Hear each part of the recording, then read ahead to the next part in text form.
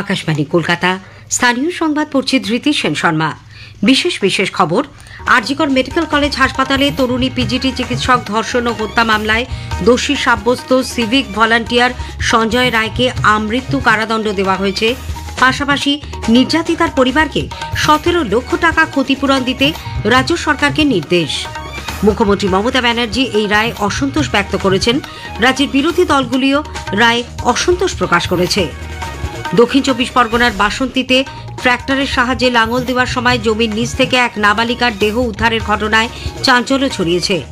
3 জেলা সফরে মুখ্যমন্ত্রী আজ মুর্শিদাবাদ থেকে মালদায় পৌঁছেছেন। সফরের প্রথম পর্যায়ে মুর্শিদাবাদে তিনি 145 কোটি টাকার বিভিন্ন উন্নয়নমূলক প্রকল্পের উদ্বোধন ও শিলান্যাস করেন।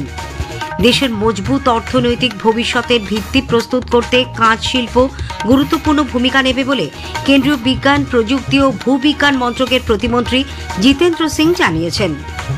আসি বিস্তারিত খবরে। আরজিকর মেডিকেল কলেজ হাসপাতালে তরুণী পিজিটি চিকিৎসকের ধর্ষণ ও হত্যাকাণ্ডে দোষী সাব্যস্ত সিভিক ভলান্টিয়ার সঞ্জয় রায়কে আমৃত্যু কারাদণ্ড দেওয়া হয়েছে।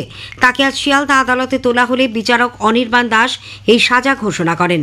পাশাপাশি নির্যাতিতার পরিবারকেও 17 লক্ষ টাকা ক্ষতিপূরণ দিতে বলা হয়েছে রাজ্য সরকারকে। গত শনিবার এই মামলা শুনানিতে ভারতীয় ন্যায় সংহিতার 64 অর্থাৎ ধর্ষণ, 66 ধর্ষণের পর মৃত্যু এবং 103(1) অর্থাৎ খুনের ধারায় দোষী সাব্যস্ত করা হয় সঞ্জয়কে। এরপর আজ সব পক্ষের বক্তব্য শুনে চূড়ান্ত রায় ঘোষণা করেন বিচারক। শুনানির শুরুতেই তিনি আসামিকে উদ্দেশ্য করে বলেন, তদন্তে প্রমাণিত ধর্ষণকারীর আঘাতে নির্যাতিতার মৃত্যু হয়েছে।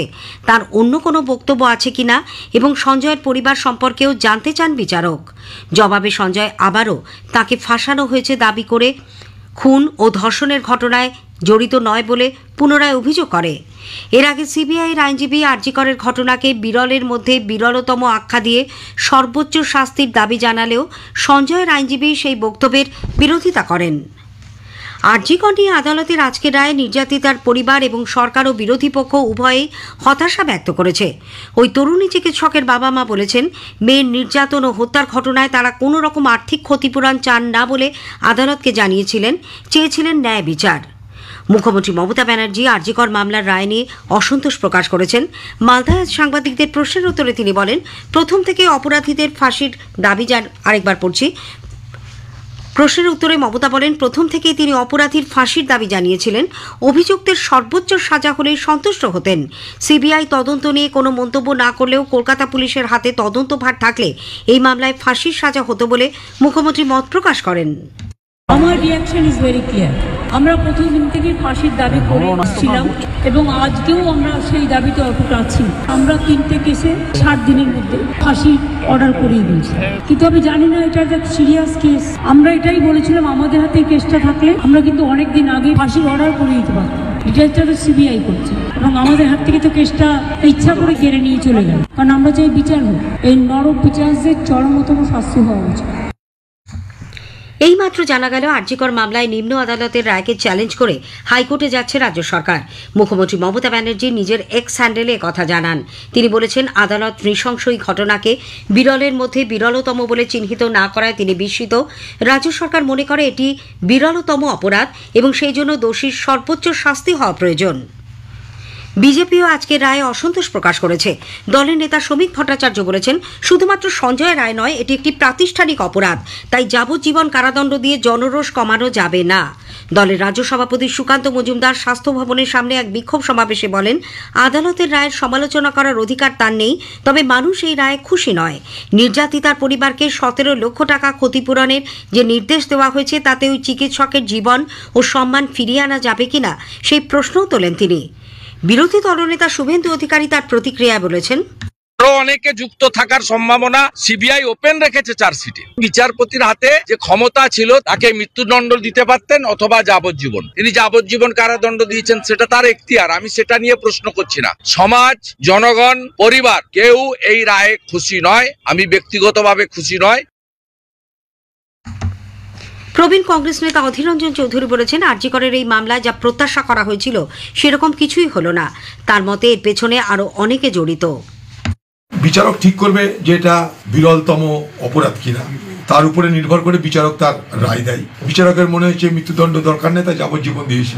কোথাও একটা অতৃপ্তি কাজ করছে। বিচার হলো, সবই হলো, যেটা আমরা আশা করেছিলাম সেটা ঠিক হলো না। আমি কোনো বিচারককে তো দোষ দিতে পারি না, দিচ্ছিও না, কিন্তু তদন্ত বলুন, তদন্তের গভীরতা বলুন, সব মিলিয়ে সর্বত্র যেন এক অপেশাদারিত্বের ছাপ, অদক্ষতার ছাপ। আরজি করের ঘটনায় ন্যায় বিচারের দাবিতে প্রদেশ কংগ্রেস আজ কলকাতায় পথে নেমে বিক্ষোভ দেখায়। প্রদেশ কংগ্রেস সভাপতি শুভঙ্কর সরকারের নেতৃত্বে দলের রাজ্য সাধারণ সম্পাদক আশুতোষ চ্যাটার্জি সহ নেতা কর্মী সমর্থকেরা ওই মিছিলে অংশ নেন। প্রদেশ কংগ্রেস কার্যালয় বিধান ভবন থেকে মিছিল শিয়ালদার দিকে এগোতে থাকার সময় মৌলালির মোড়ে পুলিশ তাদের আটকে দেয়। এরপর কংগ্রেস নেতা কর্মী সমর্থকেরা মৌলালি মোড়ের কাছেই বিক্ষোভ দেখাতে থাকেন। আরজি কর কাণ্ডের রায় হয়েছে, বিচার হয়নি বলে সিপিআইএম কেন্দ্রীয় কমিটির সদস্য সুজান চক্রবর্তী মন্তব্য করেছেন।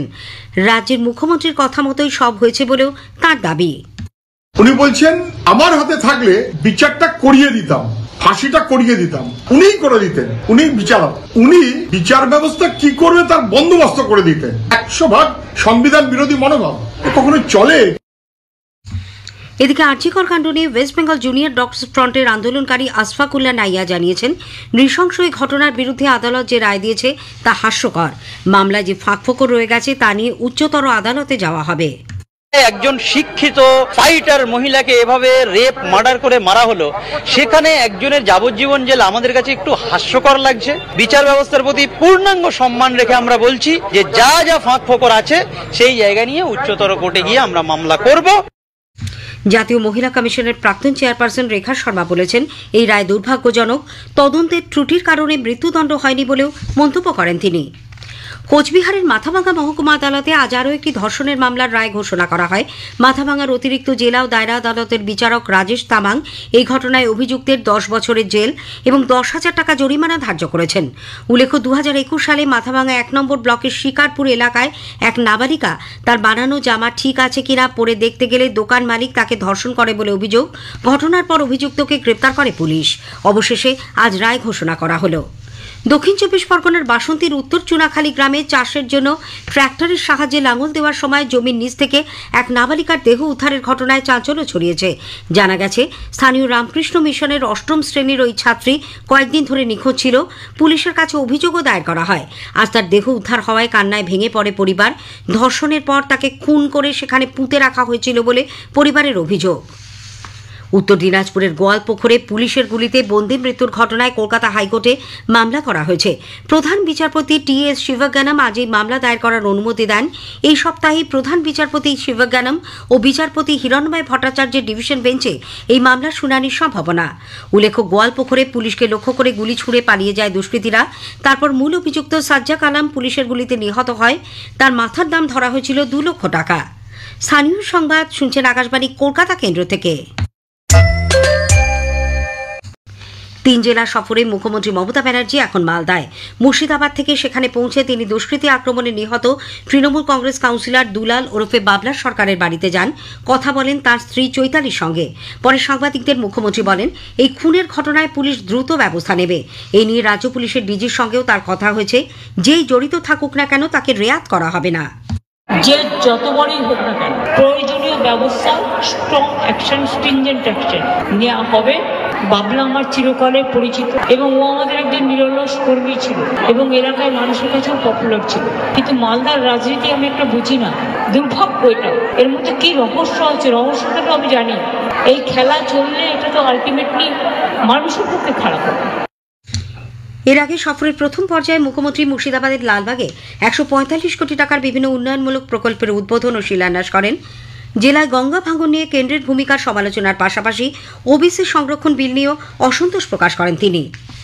দেশের মজবুত অর্থনৈতিক ভবিষ্যতের ভিত্তি প্রস্তুত করতে কাঁচ শিল্প গুরুত্বপূর্ণ ভূমিকা নেবে বলে কেন্দ্রীয় বিজ্ঞান প্রযুক্তি ও ভূবিজ্ঞান মন্ত্রকের প্রতিমন্ত্রী জিতেন্দ্র সিং জানিয়েছেন। এক্ষেত্রে দ্রুত উন্নয়নের লক্ষ্যে শিক্ষা জগৎ, গবেষণা ও উন্নয়ন কেন্দ্র এবং বেসরকারি সংস্থার মধ্যে সমন্বয় বাড়ানোর উপর জোর দেন তিনি। কেন্দ্রীয় প্রতিমন্ত্রী আজ কলকাতায় CSIR central glass and ceramic research ইনস্টিটিউটের 27তম ইন্টারন্যাশনাল কংগ্রেস অন গ্লাস সম্মেলনের উদ্বোধন করেন। এই সম্মেলন চলবে 24 তারিখ পর্যন্ত। মহাকুম্ভকে কেন্দ্র করে সেজে উঠেছে উত্তরপ্রদেশের প্রয়াগরাজ।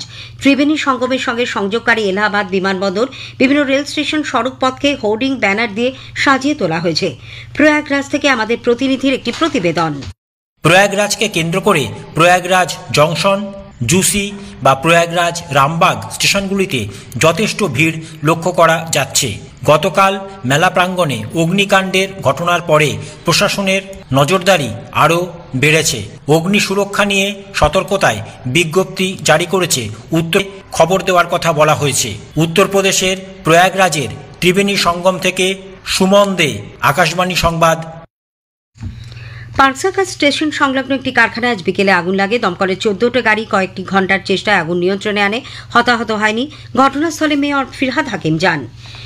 শেষ করার আগে স্থানীয় সংবাদের বিশেষ কিছু অংশ আরও একবার। আরজিকর মেডিকেল কলেজ ও হাসপাতালে তরুণী পিজিটি চিকিৎসক ধর্ষণ ও হত্যার ঘটনায় দোষী সাব্যস্ত সিভিক ভলান্টিয়ার সঞ্জয় রায়কে আমৃত্যু কারাদণ্ড দেওয়া হয়েছে। পাশাপাশি নির্যাতিতার পরিবারকে 17 লক্ষ টাকা ক্ষতিপূরণ দিতে রাজ্য সরকারকে নির্দেশ। আরজিকর মামলায় নিম্ন আদালতের রায়কে চ্যালেঞ্জ করে হাইকোর্টে যাচ্ছে রাজ্য সরকার। স্থানীয় সংবাদ শেষ হলো। পরের খবর 8টা 10-এ খেলার খবর।